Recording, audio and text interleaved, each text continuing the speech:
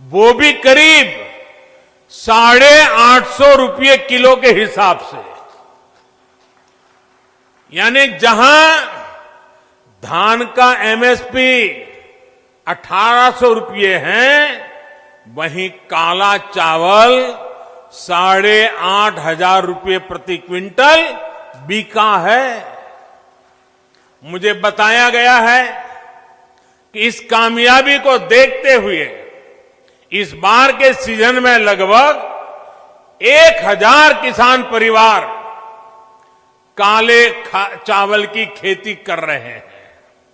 भाइयों और बहनों, किसान को आधुनिक सुविधाएं देना, छोटे किसानों को संगठित करके उनको बड़ी ताकत बनाना, किसानों की आय बढ़ाने के प्रयास निरंतर जारी है। बीते सालों में फसल बीमा हो या सिंचाई, बीज हो या बाजार, हर स्तर पर काम किया गया है। प्रधानमंत्री फसल बीमा योजना से देश के लगभग 4 करोड़ किसान परिवारों की मदद हुई है। प्रधानमंत्री कृषि सिंचाई योजना से लगभग 87 लाख हेक्टेयर जमीन माइक्रो इरिगेशन के दायरे में आ चुकी है। लगभग 77,000 करोड़ रुपए के इरिगेशन प्रोजेक्ट पर तेजी से काम चल रहा है। लेकिन साथियों, सफल प्रकल्प ही काफी नहीं होते। इसके साथ साथ किसानों को उस बड़े और व्यापक मार्केट का लाभ भी मिलना चाहिए जो हमारा देश, दुनिया के बड़े बाजार हमारे किसानों को उपलब्ध कराते हैं। इसलिए विकल्प के माध्यम से किसानों को सशक्त करने का रास्ता अपनाया गया है। किसान हित में किए गए कृषि सुधार ऐसे ही विकल्प किसान को देते हैं। अगर किसान को कोई ऐसा खरीदार मिल जाए जो सीधा खेत से उपज उठाए, जो ट्रांसपोर्ट से लेकर लॉजिस्टिक के हर प्रबंध करे और बेहतर कीमत दे, तो क्या किसान को अपनी उपज उसे बेचने की आजादी मिलनी चाहिए कि नहीं मिलनी चाहिए? भारत के कृषि उत्पाद पूरी दुनिया में मशहूर है। क्या किसान की इस बड़े मार्केट और ज्यादा दाम तक किसान की पहुंच होनी चाहिए कि नहीं होनी चाहिए?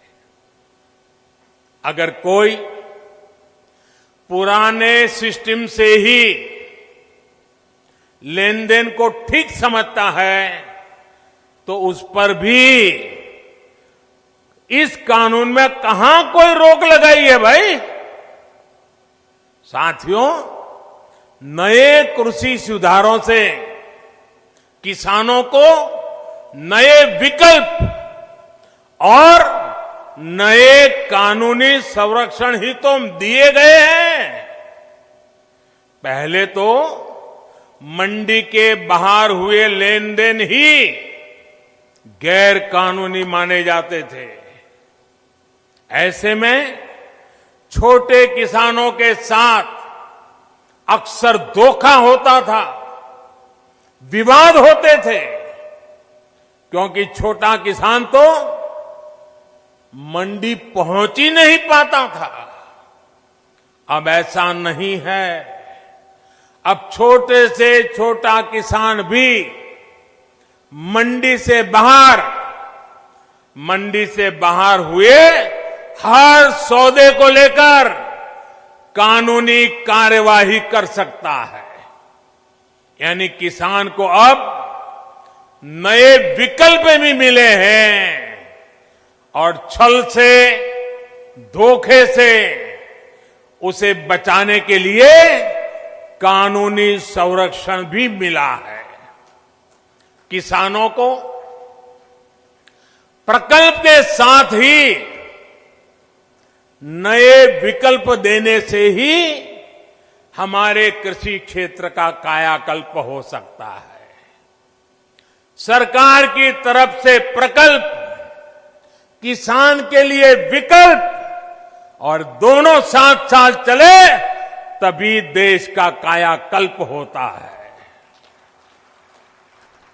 साथियों, सरकारें नीतियां बनाती हैं, कानून कायदे बनाते हैं।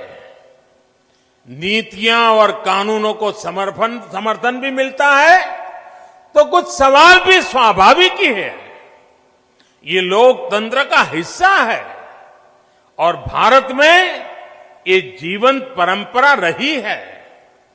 लेकिन पिछले कुछ समय से एक अलग ही ट्रेंड देश में देखने को मिल रहा है। काशी के आप सभी जागरूक साथियों ने भी ये जरूर अनुभव किया होगा